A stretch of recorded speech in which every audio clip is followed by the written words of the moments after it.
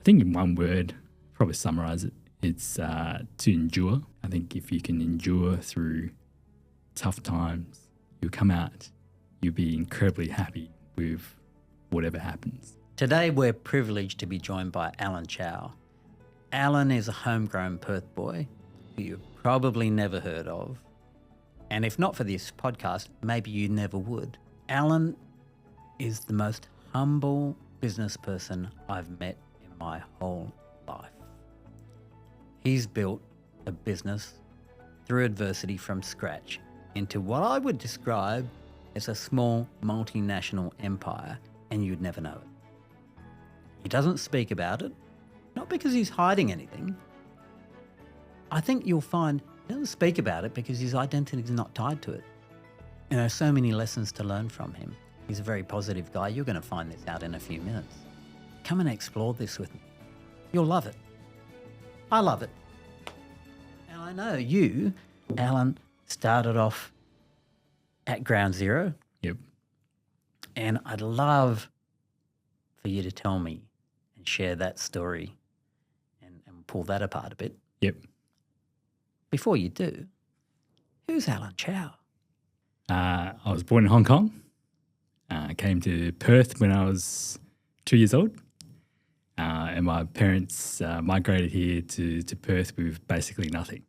And I later found out that they didn't have enough money to get us all the way home from the airport. So they actually made me and my brother walk from, I think, Highgate all the way down to catch a bus back to Morley. So that was our first house that we bought. And then from there, just grew up around Morley and with great parents, just never really getting to see my mum and dad work so bloody hard like as most migrant families would have. You know, my mum and dad basically worked 28, they worked so many hours during the day. And yeah, I didn't see them for the first 20 years probably. Yeah, I obviously saw them here and there like at home, but I didn't see them that much. And yeah, just that shaped me, that shaped who I am. You know, Tell me more about that, because I think as a kid, you don't have anything to compare it to. Yeah. So that's just normal life. Yeah. Right? So same with my upbringing, and I reflect on that. Yep. And I think some people ask me, "What was it hard?" And my answer is no. But it's because I didn't know any different. That's right. Yeah, and I didn't know any, like you said, I just didn't know anything. I didn't know anything better.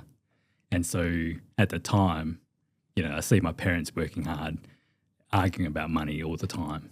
And that really, I think that gave me the inspiration to want to start a business. Wow. And so from a very young age, I think I saw everyone that was around me, around my parents who did run a business, I saw them, living the life that I thought, hey, one day I would like to live that sort of life too, with the nice house, nice cars. And that's all you see. That's all you that's all you think of when you're young. And then see my parents, they, basically had hand-me-downs for so long of, growing up from, obviously from my brother. And so when I saw them, I was like, hey, I got to run a business. I just don't know what, and I just knew from a young age. I was like, look, I did well in school, did what my parents told me to do, like study hard, get a good education, go to uni, graduate, get a good job. And that's what I literally did. But then I found, along the way when I saw, the directors, I looked 20 years ahead and I was like, look, I really don't want to be in their position. So I quit. And I quit, after uni, after that grad job. And I was like, look, I don't know what I'm going to do. I just do any sort of business. And going back a bit to uni days, I actually didn't know I had a bit of entrepreneurial flair. So I was reselling a lot of products. So I bought a lot of products from like Catch of the Day, and I'd sell them on eBay. I'd buy them for like $10, I'd go and sell on eBay for like $60, $100. And I was making a killing when I was a uni student. I was making like a few $100,000. And I was like, you know what? When I left my corporate job, I was like, I could go back to this. I could go back and start reselling products. And that's where this business started. So can I go back a bit? So Yep. I get your upbringing, Yep. and you went to uni. What did you study? So I did commerce and economics. Okay. And I graduated with honours. So Oh, did congratulations. So- Who would know? yeah, I mean, I did all this and thinking, look, this would pave the way for a bright future.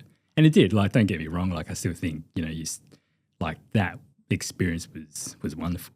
I wouldn't trade it, and like the things that I learned along the way, I think that helped shape my thinking, and also it made you question what you actually learnt along the way.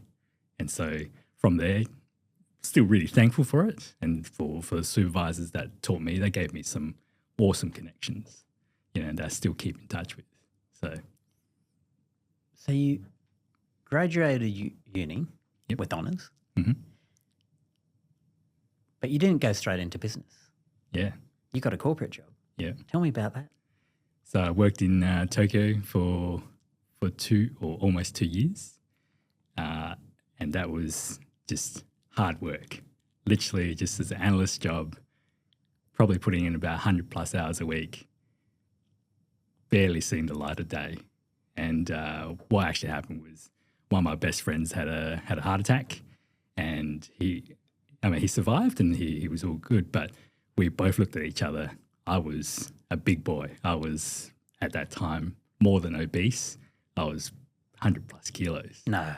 Yeah. So, you look at me now, it's like a tiny, 50% of that, of that body from 10 plus years ago. So it's unreal, like, to think about how much it can change, and that journey itself, we looked at each other, we're like, we're not going to live very long if we just keep going the way that we're going. And so we had to make a change. And that was where we were just sitting around, literally figuring out, what do we do? What business do we start with? And we were just sitting there probably a good 6 months, probably a bit longer. And my parents were getting worried that I was unemployed. They were thinking, oh, what is Alan doing? And they've never seen me not doing anything, and they've seen me growing up, going to school, going to uni, never missed a day. And they were like, something's wrong. And I was just explaining to them, I'm just figuring out, like, how to start a business. Like, what do I need to do? And That would be culturally challenging for them, wouldn't it? oh, it was. Because from their perspectives, I'm imagining, Yep. you go to uni, they sacrifice. This might be their story. I could be wrong. So you can go to uni, Yep. get yourself a good education, you get yourself a good, well-paid job, and you stick with it, Alan. Yep. You work hard, buy a house, have a family, Yep. and that's success for them. Yep. So I'm imagining for them to see you not working for 6 months and just thinking about stuff, Yeah. they'd be like, what are you doing? What's Yeah. the matter with you? Yeah, that's right.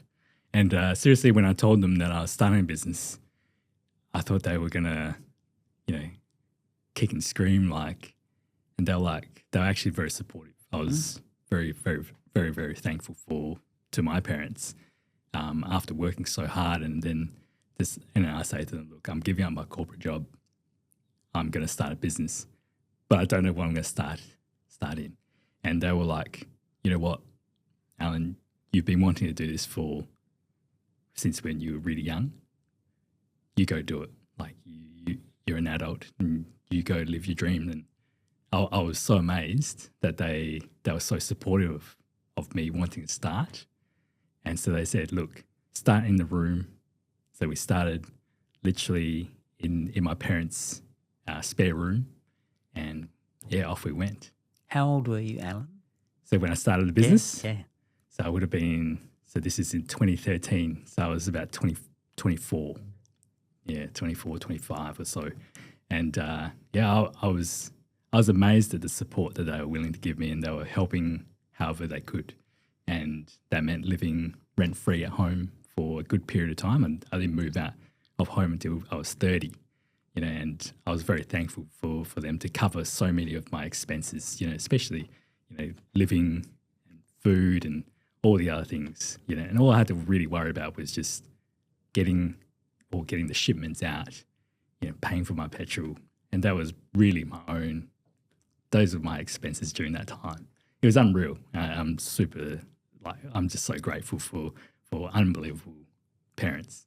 So what is your business? And what did it start as? How did you come to the conclusion we're going to do this? Yeah. And who's we? Yeah, so this business started with me and my brother. And we actually, I don't know if you recall, in 2013, 2012, there was a red hot market for Australian milk formula. Yes. And so that's where me and my brother started. We were like, hey, we can source these milk formula because my brother has a pharmacy.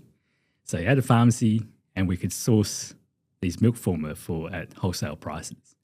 And everyone else was acquiring off like, say, Coles and Woolworths. And we were like, hey, we can do this better. So literally that's where we started. So we started with an online platform in China. So we were selling through Tmall, Taobao, and through the other various platforms, online platforms in China. And we start off with just a tiny little shipment. I think probably a little box of about 40 centimeters by 30 by 30. It was the tiniest box. It just fit like 6 cans of milk formula. And we sent that off to Tmall. And I remember the first day it went in and I remember getting the first sale.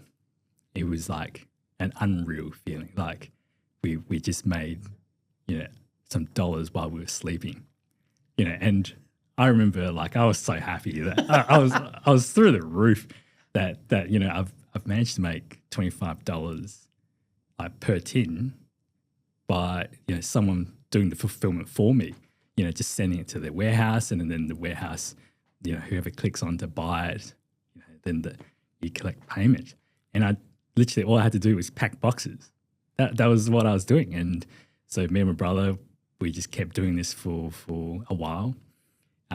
We did this for a few years until someone from WeChat reached out and said, we're interested in buying. We've been buying your products for the past year or so. Would you be interested in upping the quantity? And that was the first time I ever, shipped off a pallet. Mm. And I tell you what, I was shitting myself, because it was so much money compared to what we had, and there's so much risk. I mean, looking back, you look back and you see you carried all the risk.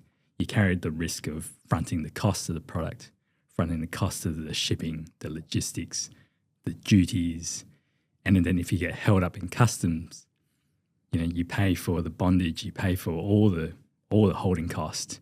And we didn't even think about these things. And these are the lack of experience that these are the things that happen when you start. And those are those lessons help me, shape the business to where it is today. And that first pallet, we actually lost a fair chunk of money. Because when we sent it to China, we hadn't had all the ducks in a row. So we didn't have all the forms. We didn't have all the certificates to clear customs properly. And so it was just held up in customs for, I think, probably a good 2 months. And then from there, customs was like, look, we're not holding on to it. You can either return it. So we got the pallet returned to us.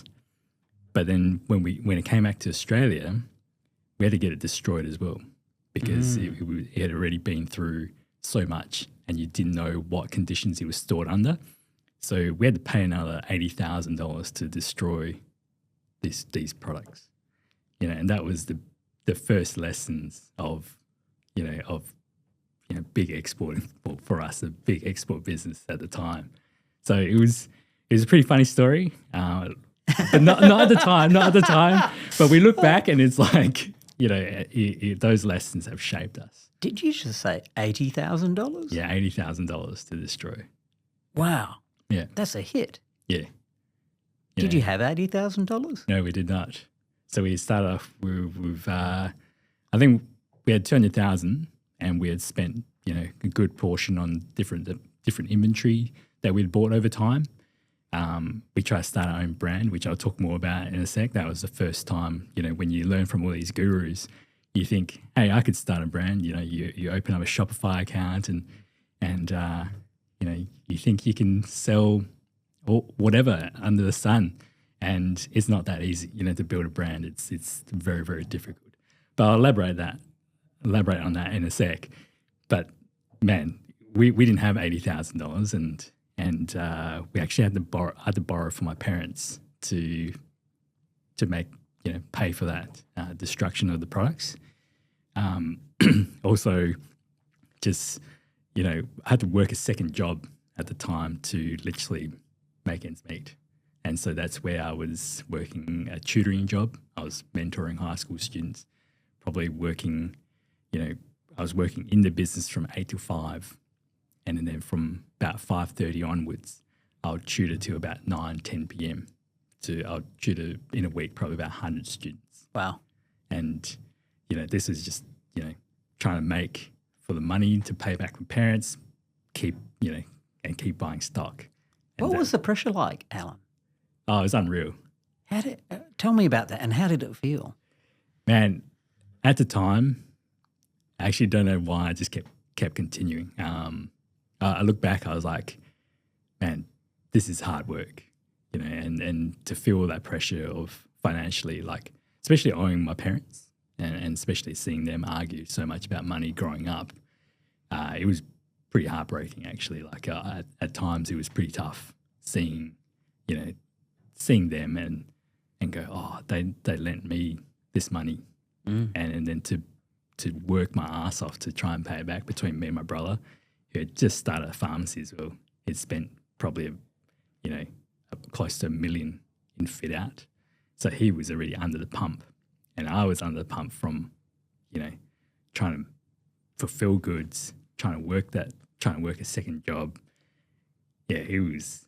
I don't know how I got through that, and I think those battle scars, I think they help shape you, and just to remind you of, you know, how to endure through tough times, and it reminds you of, you know, even if that's the toughest time, you know you can get through it. And I think the worst case scenario is you still got a roof on your head, you're still living with your parents.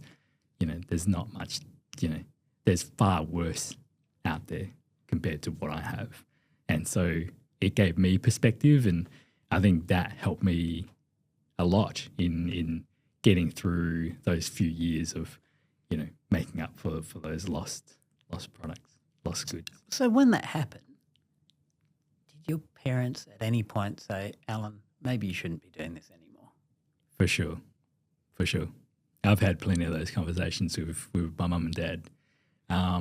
You know, my mum and dad were like, look, you know, if you're not making any money, start going back to work. And I was like, I really don't want to go back to work. I just don't like to be told what to do. I think that was probably the key driver. And I said, just give me a few more years. I'm going to work this out. And I know, you know, reselling products at the time, I could make it work, and I could make money from it. And I could make money 24 hours a day. And that was the beauty of it. So it's just a matter of time figuring out how to get it done. So we had actually switched from milk formula. So milk formula was, at that time, it was starting to get really competitive. A lot of people were bringing products from all around the world, and you basically couldn't price match, you know, and you were just losing money. And if you were making money, you were making about 50 cents in the dollar, you know, for every unit that you sold. So it wasn't worth it. It wasn't worth your time. So we made a switch. So my brother owning a pharmacy, and to help him out to get by, we actually decided to move into diabetic equipment. So, you know, selling glucose monitors. So we sold the machine at a loss, but it was the diabetic strips and the needles, etc., that those replenishable products day in, day out, that made all the money for the brand. And so we started sourcing these products, and we started getting the engaging with the brand, and we actually got exclusive distribution rights to tier 2 cities in China. How did you do that? So yeah, that was an interesting conversation, and so we actually had to call all these brands in Australia. So we just, through the wholesaler, we reached out to the brands, and it was, at the time, it was seriously like, banging your head against the wall, just constantly. No one wants to help you, and eventually, what we did was we actually just kept buying through a wholesaler, and we just bought enormous quantities. So we were buying more than the wholesaler could provide, and we were probably buying out all the Perth wholesalers, all their products, and we're just shipping. We just built up the track record to show that, hey, to the brand, we actually can do it. We've actually been fulfilling your products for X number of years. So we showed them results, and we're like, we've been the one buying up all your products across all the wholesalers in Australia. So did you do that for actually a couple of years? Yeah. Wow. Yeah. Did you make any money? Yeah. Okay, I was just checking, because sometimes you make those long-term plays and you sacrifice for the greater long-term good, but you didn't. Yeah, we made huge amounts of money from the diabetic, and that's where we actually turned the corner for my brother and I. So the diabetic stuff was the one where we had to get it relabeled. We got everything from the FDA to, we just went through that whole process. That's a big process too. It is. It is. And if you've never had any experience of it, it is one of the toughest journeys you can go through. And trying to get paperwork.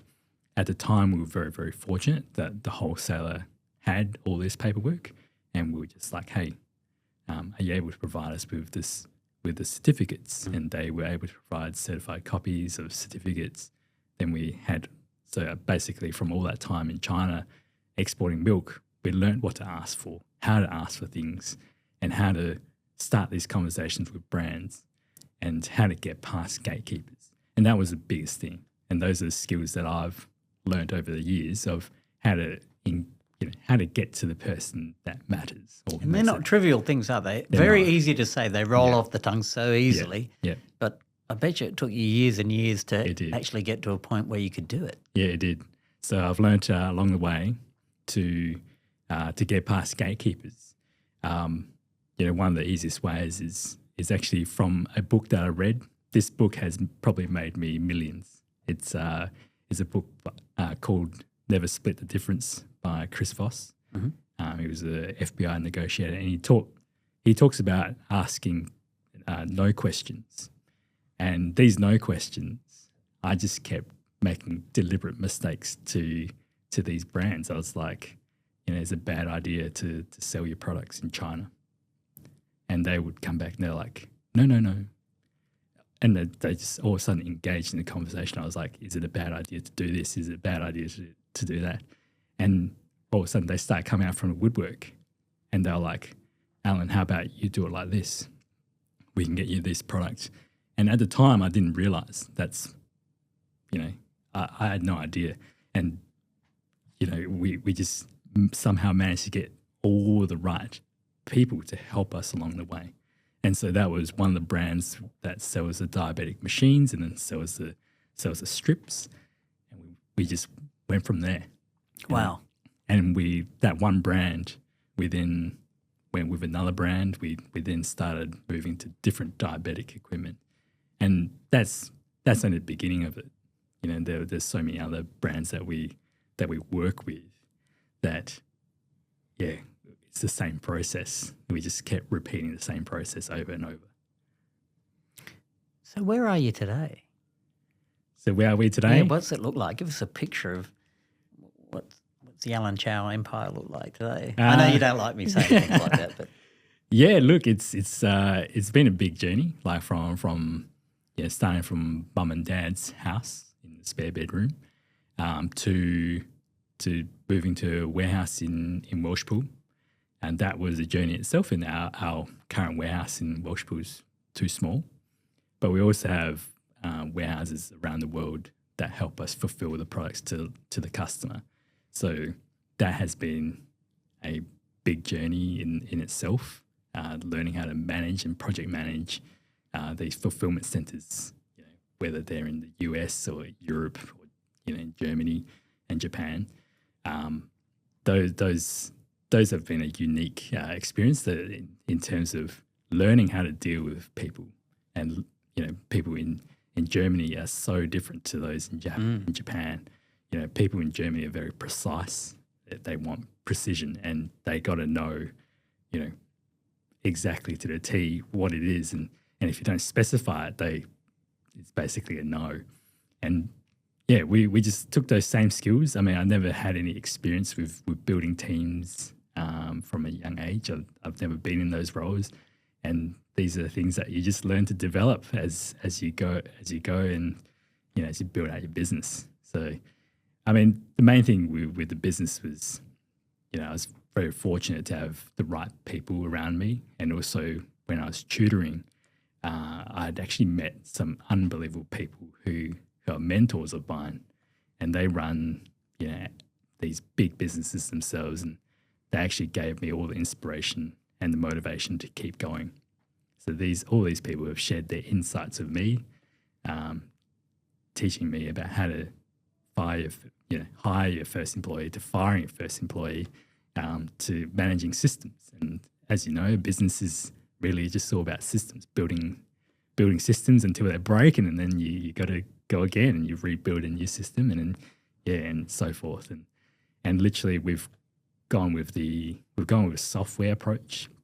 So more of a we believe that, like, with software, there's the cost is high at the beginning, but over time as you deliver more units or you get more people on board, the cost decreases. And so we've always taken on that approach. And at the beginning, when we're exporting, we'd learnt, okay, these are the documents that you need, and we've basically built the systems to automatically ask for the clearance documents, the certificates. Fantastic. And so there's no one person, like, obviously someone still monitors it, but it's all automated, and I don't have to physically go in and ask for those documents because they're already there. And that's how we move products, efficiently across borders. It's one of the fastest ways that we just learned over time, and it's all these battle scars that you learn along the way, literally. And yeah, here we are. The profit leakage, I can imagine, comes from those inefficiencies, though, doesn't it? Yeah. Somebody misses something. Yeah. It gets held up in customs, or it's rejected, and then the thing blows up. Yeah. So for us, it was at the beginning, you don't know what documents customs are going to ask from you. And, even though you engage with freight forwarders, they would tell you these are the documents required to move the product from where you are to say US. But they won't be able to tell you the specifics because they don't know the product, even though they can tell you, oh, we know of that health product, we know of this. But there's subtle differences across every country, codes are the same, but the way that you would provide the documents in a package and it's how you present these documents to them that matter. And all these things that we, like I said, like at the beginning, you piece it all together as you go. At the beginning, we didn't even know what documents you need. Certificate of analysis. I remember getting the request for that, and I was like, how do I obtain one of these? What is this? What is it? Yeah, what is it? What is this document? And literally from there, it was just me going to ask the brands, hey, can I have a certificate of analysis? And they looked at me, they're like, yeah, sure. Like, here's your copy. Even though you submit that to customs, they then look at you and they go, well, we need this other thing, this like another documentation. And it's just an endless process, and you figure it out along the way. And that was the beauty of it. And then that refines the systems. And you realize over time, it's just the same thing over and over again. And that's how we learnt. We just literally paid for all those lessons along the way. So how many warehouses do you have now, and in what countries? So warehouses, we have the main DC in Welshpool, and then we have DC out in New Jersey. We have a DC in LA, DC in Texas, or Texas, Phoenix, and Arizona. That's the US side. In EU, we've set up in Germany, and Germany can fulfill across all different European countries. And then we have a 3PL partner in UK to help us receive and move the products. In Japan, it's a little bit different. So Japan is, in terms of, you have to have an importer record, and you've got to have someone who's a responsible party. And so we've actually, I'm fortunate enough that when I worked in Tokyo, to have someone who is able to become a responsible party. And so we've actually set up the business as a JV. They're not involved in the day-to-day, but they receive the profits as a result of, I wouldn't be able to carry on business without them. So it's basically like having a citizen in that country, getting paid to do nothing, but it's their name. But there's a lot of learning just in the dealing with different jurisdictions around the world. Yeah, 100%. And you literally learn that along the way. And Australia is different to every other country as well. Even though you think TGA or, whichever authority, you think that they're all very similar, but these like little nuances with the ingredients. Some ingredients you're not allowed in the US, some ingredients you're not allowed in EU, but it's allowed in EU, and vice versa. And you learn to manage, you learn to figure out that these are on the restricted list. And so once they're on the restricted list, you engage the brand and you say, can you reshape your formula to cater for whichever ingredient? And we would be the responsible party for the EU. And that's literally it, and it's been a whole probably good 12-year journey of learning about all these things and discovering different ingredients. I've learned a fair amount of chemistry along the way, I guess. But it's been fun. Like you got to still keep your positives, and you still got to reframe your, the way that you see things. I think the way that you see things matter. I think it's easy to, when things don't go your way, you could easily beat yourself up and say, look, that's it, I can give up. And it's a matter of going, how can I who could I reach out to that can help me, point me in the right direction to get this over the line? And those are the conversations I've had. I've never been afraid to look stupid.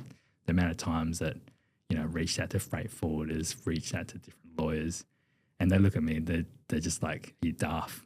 And I'm like, look, I honestly don't know, and I really don't care because I don't know who you are. But if you can help me, great. And then along the way, they do. Even though it costs an arm and a leg at times, it's worth it because in the long run, you can make those profits back. That's a great character trait, by the way. I know a lot of people, and certainly I was one of them when I was younger. I think I didn't want to look stupid. Yep. And to be able to always be courageous enough to put yourself out there and be vulnerable. Go, maybe I am stupid, but tell me anyway, would you? I can easily do it now. I'm older now, and I know, mate, I don't know anything. That's right. And I'm cool with that. I'm totally okay with not knowing, but I wasn't when I was younger. No, 100%. I actually was like you as well, Hanif. Like, I wasn't comfortable with asking stupid questions. And really, there's no stupid questions. It's really how you frame it. You think it's stupid, but in actual fact, it's just, you just don't have the experience at the time. Yeah. That's cool. And that's how you learn. And that's how you discover all these new areas. And I think you've got to take that mentality. Otherwise, you won't progress. You won't go far. I mean, all those, if I was too ashamed to ask all these questions or ask lawyers or ask different freight forwarders how to move products, I was too afraid. I wouldn't be where I am. And I mean, that's why you get paid accordingly. It's people who are willing to put in, to ask these questions and put in the work behind it. And those are the things that matter. And I look back, I'm like, yeah, I actually learned so much. And even if my business failed, I have all this world of knowledge within me that I could use for so many other things, and even if I didn't have the business, I knew I could be out in the corporate world, and that knowledge will help someone else. And that's what, I treasure the most.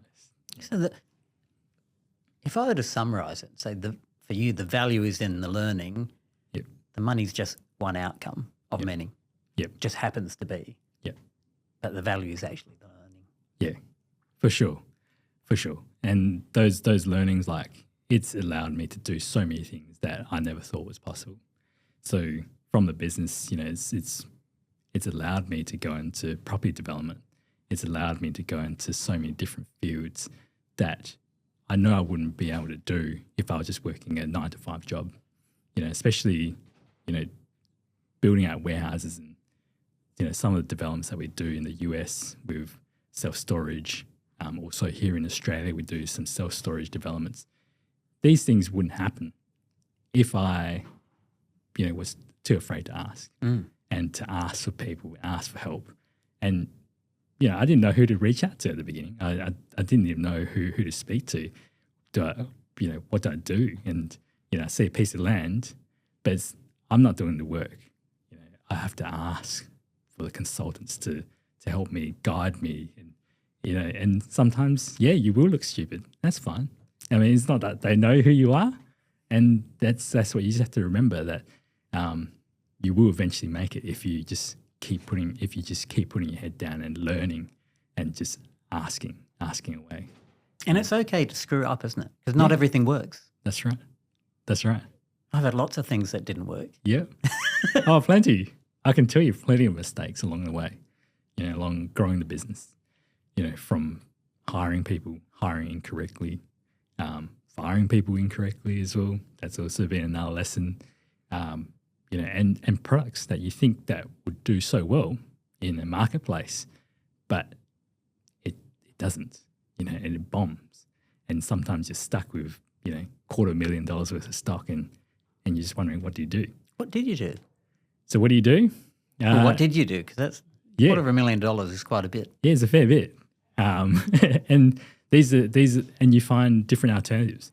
And, one of the products that I'll tell you about is, we did Manuka honey, and Manuka honey, you would think that people in US would want. I thought that they would die for it as well. But surprisingly, not as much for this particular Manuka honey. And the launch wasn't successful at all. So we had $250,000 worth of stock stuck in the US. And we're like, do we either destroy it or can we find another alternative? And one of the ways that we actually found out about Japan was for their love of honey. And we didn't know. And I didn't know how much Japanese people love their honey. So we moved all those products from the US into Japan, and it just sold like hotcakes.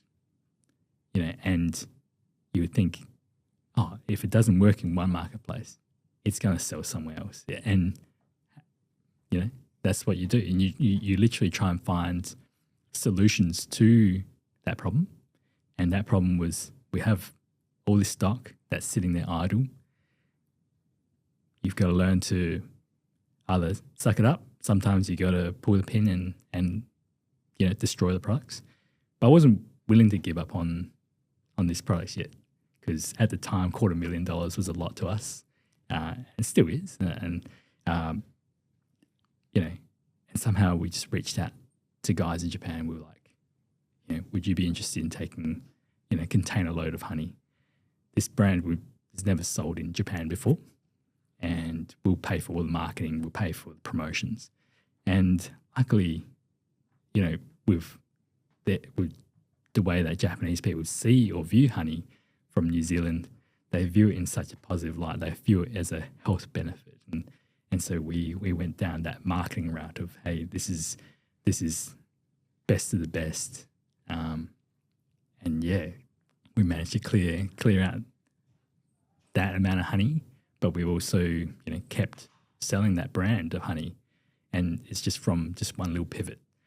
I wouldn't say a little pivot, but it was at the time, when you have nothing working for you, well, why not? Why not give it a go? What's the worst that can happen? Sure. If it doesn't work out in Japan, let's destroy it. But I want to try everything that is possible under the sun before you do give up on something. And that's what we did. And I think that's that belief from me has never changed. I'll do anything to make sure that I've tried everything before I give up. And I think too many people give up before they see the light, at the end of the tunnel. Like far too many people, they're not willing to try a different alternative. And sometimes it is costly. You gotta fork out an extra bit of dough to experiment, so to speak. And these things has shaped the business tremendously. These little side experiments that we have done over the years, it's just constant experiments. I would say that there's just been infinite amount of experiments, and we just don't know what would work and what will. And here we are. I'm dying to ask you a few questions because we talk about DCs, distribution centres, for those who don't know the terminology. Yep. How big is your DC in Texas or Phoenix? It's quite big. It's bigger than like four Bunnings put together. So those, can't remember how many square meters, but it's if you've been three, if you've been to Bunnings, stick four of those together, and that's stick four of those together. Alan Chow DC. Yeah, and that's the size that you would get.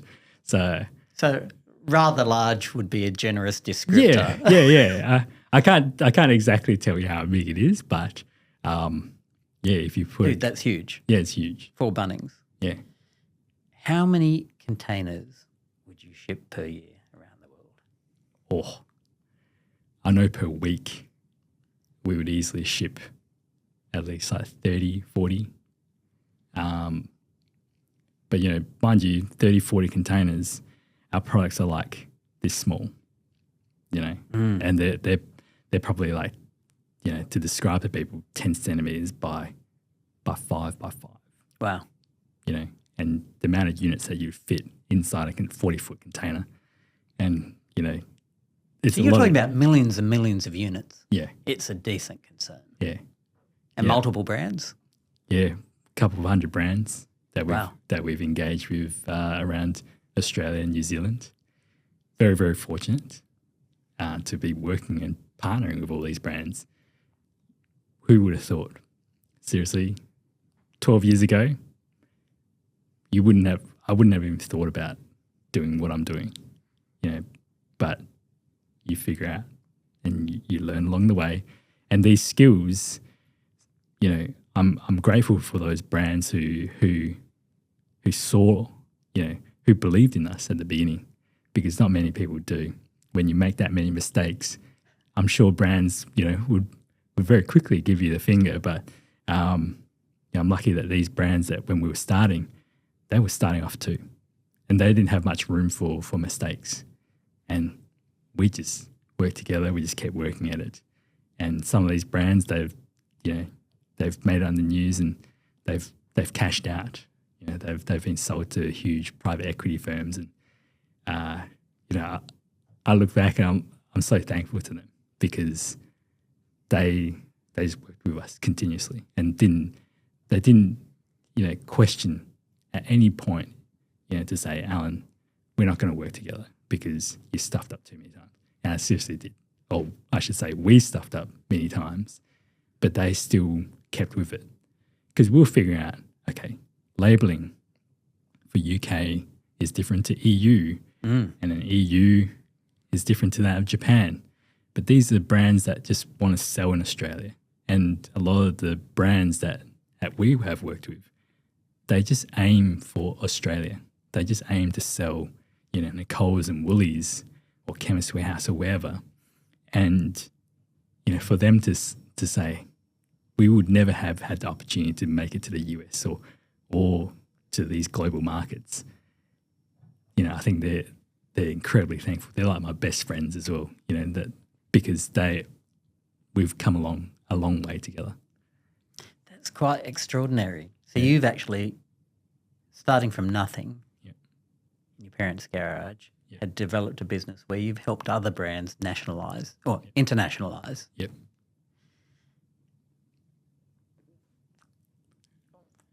That's all I got, man. That's unreal. Yeah. I want to tap into the Alan Chow life philosophy.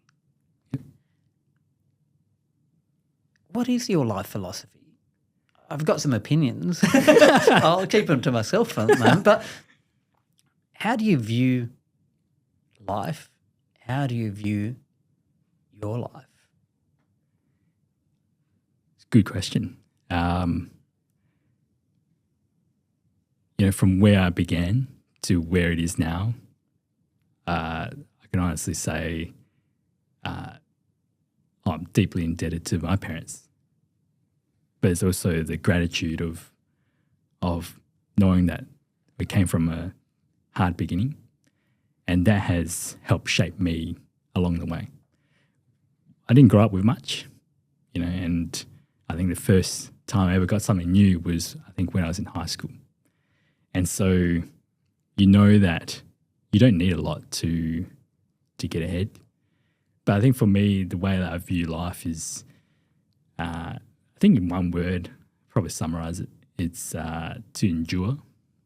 I think if you can endure through tough times, you'll come out, you'll be incredibly happy with whatever happens.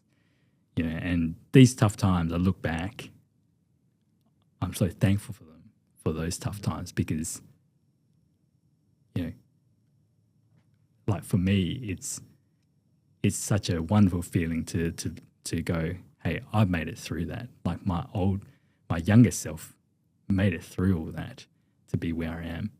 And for me, it was always about giving to my future family, to provide for my family. I honestly couldn't see how I could, to go and buy a house, to have a family, I just didn't want to struggle. I didn't want to struggle like my parents. So seeing them struggle from a young age has shaped me to go, hey, you need to start putting in the work today so that you can reap the benefits later. And that's seriously, that's helped me immensely. And to endure and to put up with the tough times, whatever it may be, you will figure it out. That's the thing. Everything is figure outable. That's how it is. And ask if you need help. And provide the best that you can. As a father now, you would do anything for your family and to make sure that they have a comfortable life. But, like I've discussed with you as well, you don't want to provide too cushy of a life to your future generations that they also, waste. I shouldn't say waste, but to not appreciate what you've done for them.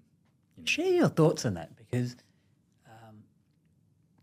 I'm going to frame it in my language. Yeah. I feel like you're wary of your son growing up with privilege or too much privilege. Yep. So talk to me about that, your philosophy. Yeah. Because he's a little guy now, great little guy. Yeah. But I know you spend a lot of time with him. Yep. And you're intentional. Yep. Every time I talk to you about your family, it's intentional. You just don't go on the journey and go, oh, I've got a family, I'll just live and it'll work out the way it is. Yeah. It's not like that at all, is it? Yeah. Yeah, totally. That's right. And you want to spend as much time with the little guy and the family as much as you can. Because I think those things are the things that matter the most. You know, I think all the money in the world wouldn't solve, you know, the joy that, you know, seeing your kids grow up, especially you see them develop from a little, you know, literally a little dumpling to now, you know, growing up and running around. And but those decisions to allow me to do what I get to do today, they were the decisions 10 plus years ago that I set the goal of, you know, I've got to make enough. Actually, you know, at the time I thought 10 plus years ago, I thought making $1 million was a lot of money. I thought that was such a big goal. And I remember writing down, you know, 10 years from today in my journal, 10 years, $1 million in the bank account. And it was, when you get there so fast in the business and you're just like, oh, that's it. But it's those using that money as a form of economic energy to provide and to be able to spend time with your kids. You know, I never really got to see my dad growing up for 20 plus years. He was working 6:30 in the morning. He'll probably come home about 10 p.m. at night. And then he'll keep doing this for day in, day out. And without stop for 20 years.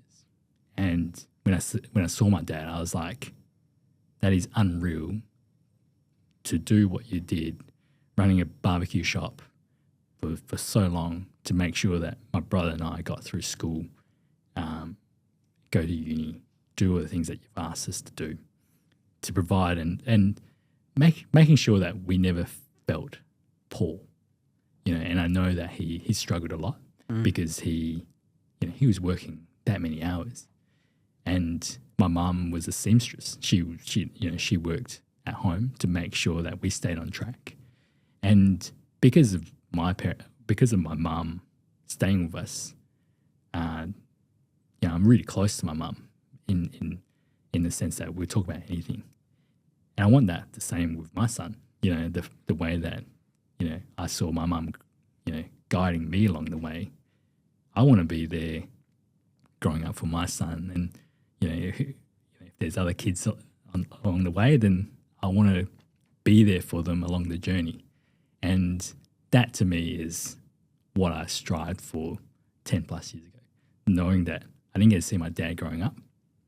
I want to do the exact opposite to what my dad did when, you know, not that I'm sure, you know, he didn't want it like that. He had a really, you know, comfortable job in Hong Kong, but to give everything up, to move to Australia, to give us a new breath of life, to give us the best opportunity, that was, you know, can't express gratitude enough to him. And for me, I wanted to do it. You know, I want to spend time with my son and grow up with them and see them play soccer or, you know, whatever it may be, you know, and it doesn't have to be sport. It's just this curiosity to see them grow up.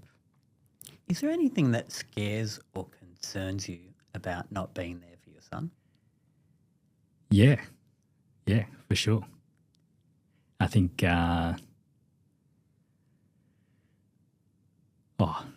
there would be, I think if I'm not there, you know, like I've always thought about these moments of if I'm not there, I want him to have the best life possible. You know, that has always crossed my mind.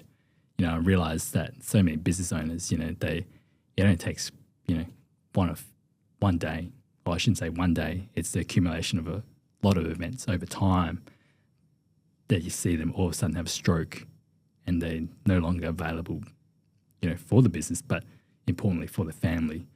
And I worry about those moments, you know, and I do everything that I can to ensure that I can be in the best possible health and shape so that I can be there for however long that journey can be. But these thoughts of mortality have always crossed my mind and it's actually helped me gain a new perspective on a lot of things and how I see things. And when things do get a bit stale or a bit boring, you remind yourself that, hey, you're not going to be here for that much longer. And you've got to enjoy those moments. And sometimes, you see your son not doing what he's supposed to do, and you do wonder, like, you do get frustrated at times, and that's perfectly normal. But you got to remind yourself that, hey, still growing up, still part of learning, that he's discovering himself. And you also need to, I remind myself that you need to be patient that he's going to one day grow up and model off your behavior. And that's hard to remember, isn't it? It is. It is. It is.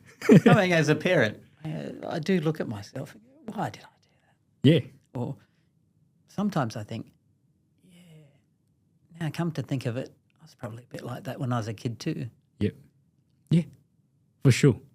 And I look back, growing up, I did all the stupid things, and you just learn.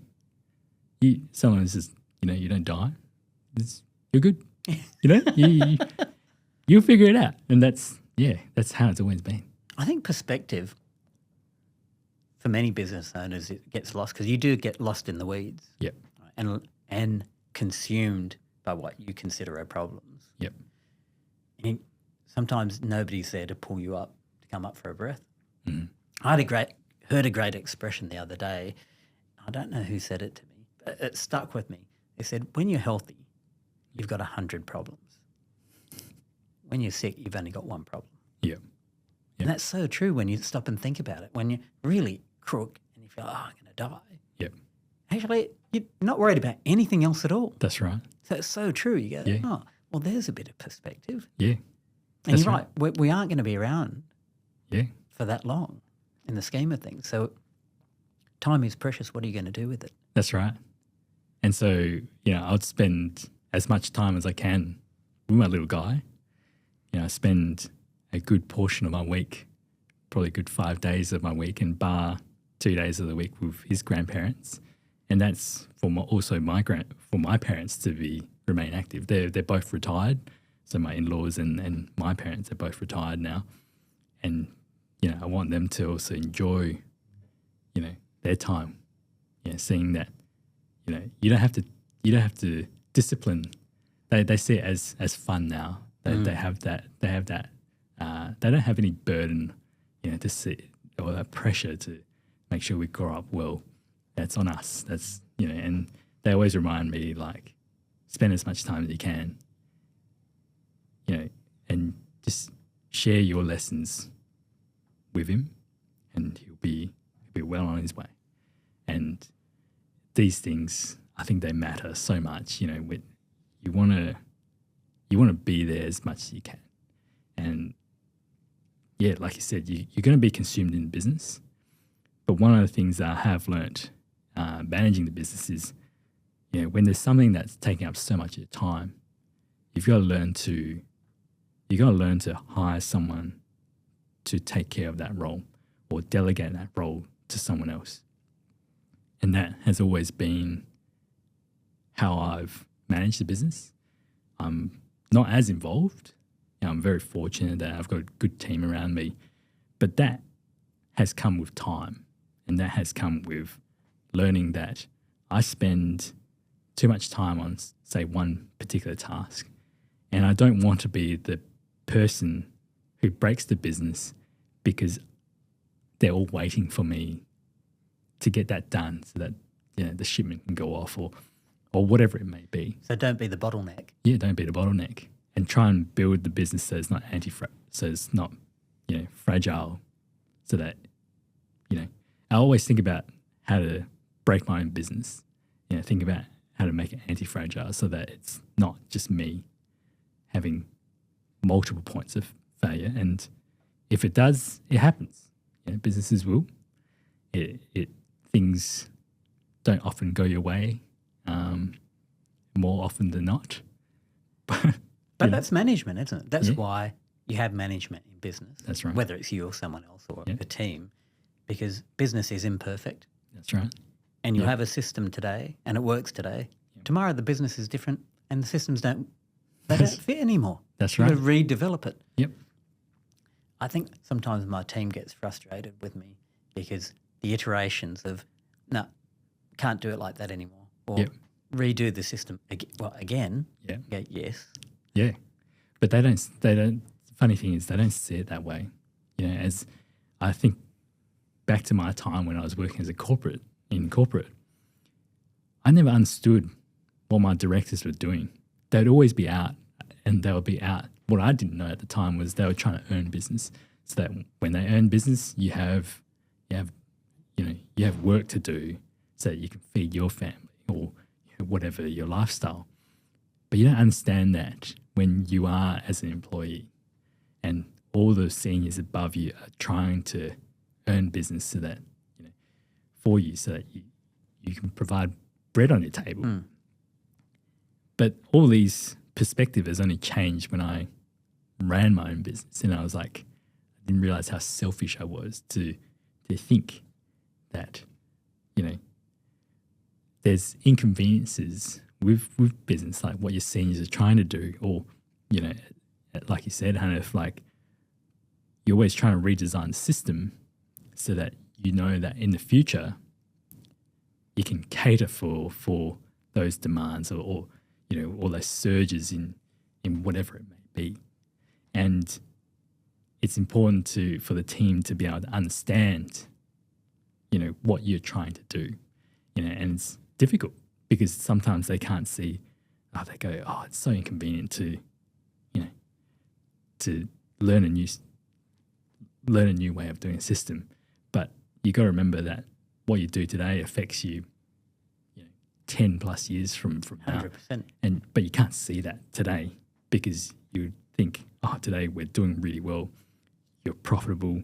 Why break the machine when it's doing really well for some, to decrease profit or at a bigger cost to you at the moment to reaping the bigger benefit down the track. And you can't see that. And that's one of the unfortunate things, that there's plenty of decisions that at the time you never know how they'll pan out, but you're making the best decision that you can based on information and what you believe in the future. And that's all you can do at the time, in the moment. That's right. Yeah. So for all of our community who's listening, what would you recommend to people if they're starting and growing? Yep. Because it's almost like you never stop starting. Yep. To me, that's how I look at business. Yep. My business grows and then, we're starting again. Yep. Because it's different. Yep. So what would be the Alan Chow recommendations or tips that you give us? I think one of the important things is continuously experiment. So what I mean by that is starting small experiments on the side. You never know if they work. So we always do projects on the side. You don't know which one will work. And, to give you an example, we never really knew that TikTok Shop would be one of the growth avenues for brands. And we feel like we're late to it, but there is so much opportunity there. Or Instagram or all these social media platforms, you have this enormous reach. But these things came about because of experimenting and trying out and not being afraid to see, forking out a bit of money. I'm not saying to fork out risk the whole business, but it's a small portion of the business to continually try new things. And these little small things, you don't know which one of these projects will be the one that hits it big. And it's the accumulation of all of these projects that you do and these trials, and you go, that one didn't work, but this one did. We did this. And these things can build out all different avenues for the business. I think that's something that I would say I would recommend to people if they ask me for advice.